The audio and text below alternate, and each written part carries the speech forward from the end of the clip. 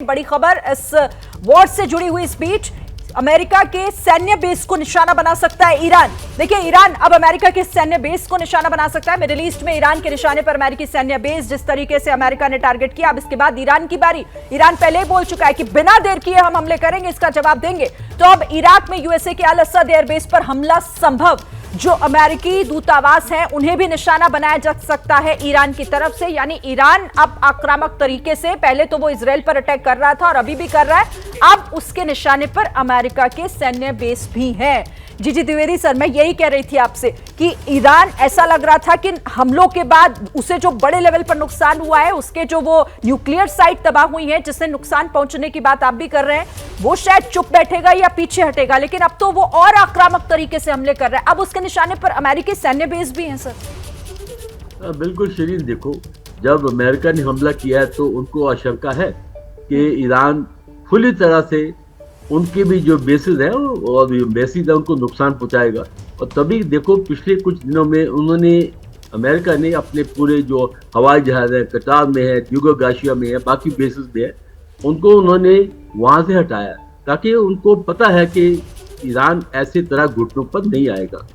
दूसरी बात है कि ईरान चाहे पलटवार कर रहा है पर उसकी अलग रणनीति है, इजराइल और अमेरिका की अलग रणनीति है। जबकि इजराइल और अमेरिका जो है ये मिलिट्री टारगेट हिट कर रहे हैं, न्यूक्लियर इंस्टॉलेशन हिट कर रहे हैं, पर ईरान की जो रणनीति है वो है शहरों को हिट करना, क्योंकि जो इजराइल है एक छोटा देश है और ये बर्दाश्त नहीं कर सकता कि ज़्यादा सिविलियन कैजुअल्टी हो, और ये कमजोरी ईरान को पता है। तो इसलिए बार बार वो उनके रेजिडेंशियल एरिया है उनको हिट कर रहा है ताकि एक मनोबल जो है टूटे, क्योंकि जो मनोबल जो होता है देश का वो बहुत ही अहम होता है, और जब ऐसी कैजुअलिटी होती है तो इसका जो एक इम्पैक्ट है, साइकोलॉजिकल इम्पैक्ट, वो ईरान पर आता है। दूसरी बात है कि अभी जो पलटवार हो रहे हैं वो एक बेसिकली सिविलियन पर हो रहे हैं, मिलिट्री टारगेट पर नहीं हो रहे। और आप बता रहे थे कि देखो, काफी जो मिसाइल है ये उनके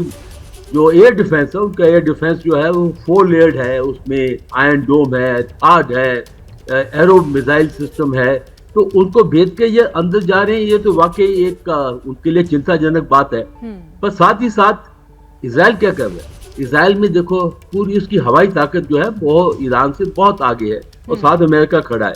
तो उनका ये है कि ज्यादा से ज्यादा ये मिसाइल लॉन्चर्स जो है, जो उनकी जमीन पर, ईरान पर, उनको नुकसान पहुंचाया जाए। जब आप मिसाइल लॉन्चर निकाल लेते हैं या मिसाइलों को आप नष्ट कर देते हैं तो उसकी जो क्षमता है स्ट्राइक करने की वो कम हो जाती है। और दूसरा आप देखेंगे कि अमेरिका जो है ये 3 स्ट्राइक के बाद ही नहीं खत्म होगा खेल, ये खेल और आगे बढ़ेगा, क्योंकि ईरान जो है इसके पास क्या ताकत है? एक तो मिसाइल्स हैं, इसके पास ड्रोन्स है, इसके पास जो है नॉन स्टेट एक्टर्स हैं, हूती है, हमास है, हिजबुल्ला है, उनकी बेसेस हैं, वो भी अटैक करेंगे। तो इसके और साथ इकोनॉमिक उनके पास एक टूल है, यानी कि स्ट्रेट ऑफ हॉर्मुज़, जिसमें 20% दुनिया का तेल निकलता है। 14 मिलियन बैरल्स वहां से निकलते हैं। अभी 50 टैंकर वहां फंसे हुए हैं, तो वो भी इसको पूरा इसका इस्तेमाल करेगा। तो कहने की बात है यार कि ईरान पलटवार करेगा, मिसाइलें दागेगा, जो यूएस की बेसिस है उनको भी टारगेट करेगा, और इकोनॉमिक तौर पर भी वो जितना अपना फायदा उठा सकता है वो उठाएगा। और 2 चीजें इसमें हैं, इसके पीछे, ईरान के पीछे कौन खड़ा है? उसके पीछे चीन है, रशिया है। तो रशिया के तो हाथ बांधे हुए यूक्रेन में, पर चीन जो है ये बहुत ही चालाक देश है। तो जैसे अभी देखा आपने कि पाकिस्तान को उन्होंने PL-15 मिसाइल ओवरनाइट दिए, तो पूरी मदद करेगा चीन इसकी, ईरान की, और साथ ही तो नॉर्थ कोरिया भी इसकी मदद करेगा। मैं चीन और नॉर्थ कोरिया में डिफेंस अटैची रह चुका हूं, तो काफी बारीकी से देखता हूं कि आप देखेंगे कि ईरान को मिसाइलों की और एम्यूनिशन की कमी नहीं होने देगा चीन, हालांकि वो डायरेक्टली इस युद्ध में नहीं आएगा।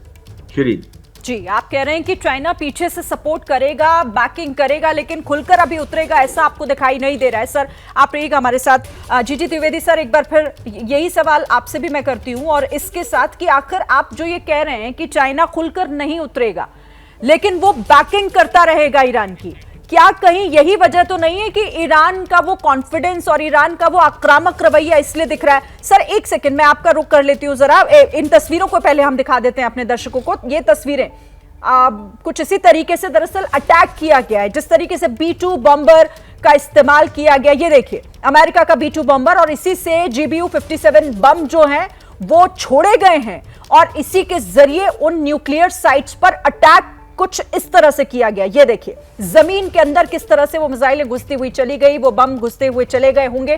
ये सांकेतिक तस्वीरें, हालांकि मैं यहां पर आपको क्लियर कर दूं कि ये बता रहे हैं हम कि आखिर कुछ इस तरह से वो अटैक जो है किया गया है अमेरिका की तरफ से अपने B-2 बॉम्बर। ये देखिए अमेरिका का B-2 बॉम्बर, और इसी तरीके से उसके अंदर से इन बमों को गिराया गया होगा और फिर ये अटैक किए गए हैं, जिसमें नुकसान पहुंचाने का दावा अमेरिका कर रहा है। हालांकि ईरान कह रहा है कि बहुत ज्यादा खुश होने की अमेरिका को जरूरत नहीं है, क्योंकि हमें बहुत कुछ ऐसा नुकसान वहां पर नहीं हुआ है, और जवाबी कार्रवाई भी ईरान की तरफ से लगातार जारी है। जीडी द्विवेदी सर, अब आप बात पूरी कीजिएगा अपनी।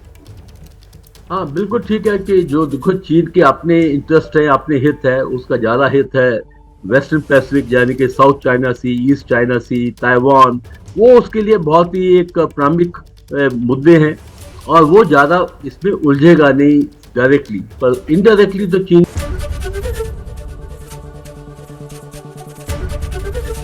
एबीपी गंगा, खबर आपकी, जुबान आपकी।